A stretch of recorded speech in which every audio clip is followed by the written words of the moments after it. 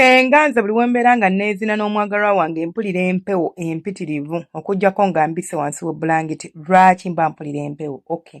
Ekibuuzo ekyo kiringa ekizibu naye ate kyangu oba okitegedde. Ekisookera ddala tugendagendako mu science katini nnyo.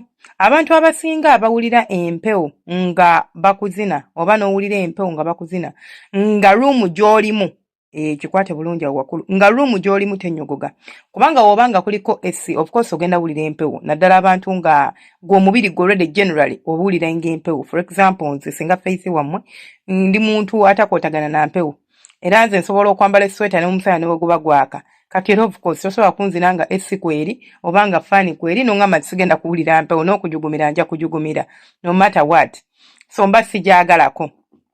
Kati ekirinza okuleetera empewo nga tuvudde ku muntu afaanana nga nze tigwe normal omubiri gwo bw'obanga bw'oli ne mu kwezina kijja kuba naye w'obanga si bw'oli nti gwe oba wezina n'omusajja owulira empewo naye oyagala kumanya empewo lwaki oba ogiwulira oba lwaki oba owulira obunnyogovu. Ekisooka waliwo hormone gye tuyita adrenaline. Eno hormone ekolebwa oba eproducingibwa. For example singa mba nfunye ekintu ekinstressinze, nfunye stress, nfunye ekinkanga, nfunye something like that. Kati abantu abasinga mugenda mu kwezina ng'olina stress naddala nga patanawo gwe mulundi gwe ogusooka oba ng'omusajja omutya.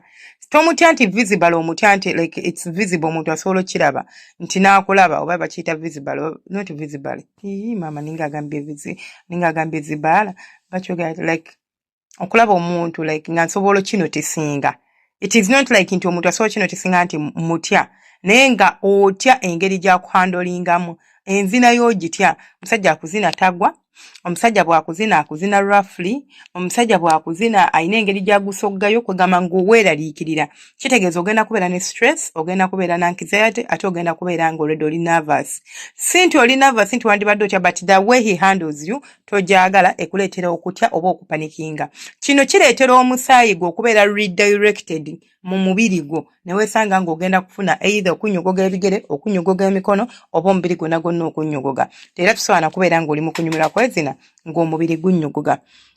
Kubanga omuntu aba kuzina ebiriyo nga bakuzina ebinyuma tosobola kubeera ng'onnyogoga, ofuna lubuguumirize so ate kunnyogoga. Kati namba 2 musobola okuba ng'ekifo kye mwalonze kye kinnyogoga ng'obuzibu tebuli ku musajja tebuli ku ggwe naye ng'ekifo the place is just called nga that is it nga tewaliwo nti kino oba kiri just ekifo kye walonze kinnyogoga. For example bataddeko faani, bataddeko simanya mumanyi okuteekako faani nga mwezina oba bataddeko bagiyita batya eno bataddeko AC.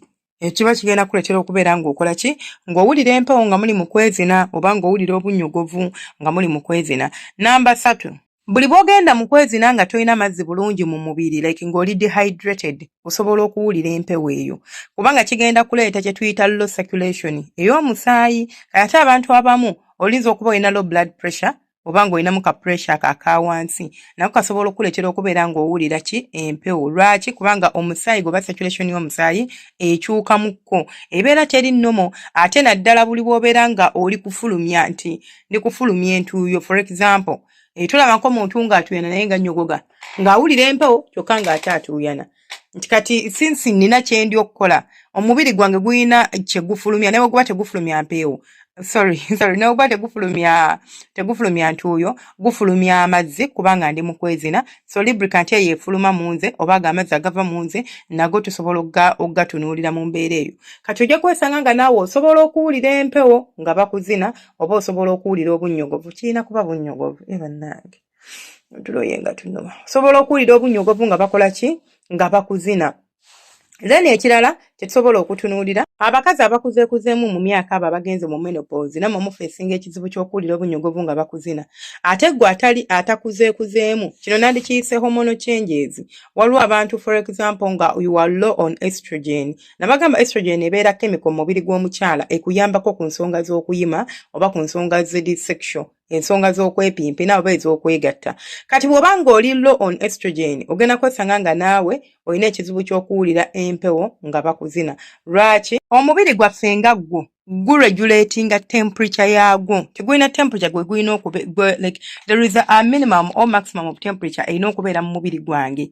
Ti omuntu waagupima era bwe guli era temperature eyo bw'erinnya bagamba mulwadde. Either ninamu ka foreigner oba sikyo like any foreign thing oba mwana oba bacteria oba infection anything foreign in my body kirinza okuraisinga temperature yange. Kati ne hormones zange bwe zikyuka ntandika okufuna irregularities mu temperature like irregularity ebyo ebiki kale nga temperature yange teri stable nti naddala singa mbaako ekintu kye ndi okukola sinti nga ntudde butuuzi awo mpulira empewo because like ndi mu menopause and the hormones are all like disorganized mpulira empewo kubanga ndi low on estrogen ate kati ngezaako kozesa estrogen gwe nnina okubeera nga nsobola okubeera nga nnyima oba nga nsanyuka oba nga ngenda mu kikola ky'okwegatta so ekyo kisobola okwaffectinga embeera y'omubiri gwange engeri gye gulina okuregulatinga oba engeri gye gulina okukuuma ebbugu mu ndowooza mu mubiri kankitwale bwe ntyo neneesanga nja kuwulira obunnyogovu oba si kyo ngenda kuwulira empewo mu nsonga z'okwezina. Kaakati ekirala ekisobola okuleetera okuwulira empewo oba okuwulira obunnyogovu nga bakuzina osobola okuba ng'olina kye tuyita low blood sugar naye ebyo bireetebwa oluusi enjala. Manyi sukaali waasobola okugulwa okuba enjala mugenda ne mudda mu kwewujja ng'enjala ekuluma tolina kye waalidde kyova nze advice people mwabaagala okwezina ku weekend kubanga weekend ebeera yakanaayisaani ebeerako obudde bungi nti osobola okwewuuba nga bw'oyagala naye nga tonnaba kugenda kwewuuba nga bw'oyagala omuntu agenda okwezina ku nsonga za weekend mbagamba nnyo nze nti osooka kulya n'okkuta olwo ogenda okubeera ng'omubiri gwe gugenda beera balanced bulungi naye buli bw'ogenda mu nsonga za kawujjema oba mu nsonga z'okwezina ng'ate just gw'olyawo bw'otyo enjala ekuluma omubiri gwo gusobola okubeera nga like guwulira empewo.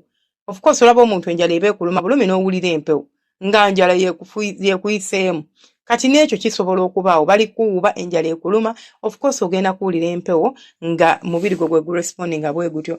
Then n'ekirala discomfort mu kwezina abantu abamu mugenda ne mubeera na bannammwe nga muli mu kwezina n'omuletera okubeera ng'awulira ali uncomfortable talina mirembe tali bulungi teyewulira kiriya mu nsonga ezo ekyo naye kirinza okuviirako omuntu oyo okubeera ng'akola ki ng'awulira empewo atya.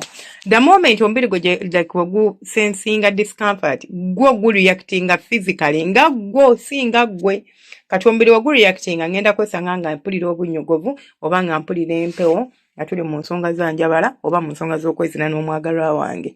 Neneesikaira nga nze Senga Faith 256 temwerabira subscribinga kulikinga n'okumentinga omukama abanjagalire abankuumire temujjanga okwo tubeerayo ne lives bannange buli lunaku ekiro tubeera ne lives saawa zibeerako mmekaye zibaako mmeka saawa 2 oba 3 ez'e Uganda tubeera ne live streams buli lunaku. Nsaba Allah abanjagalire abankuumire mubeere bulungi temujjanga okwo mweraba.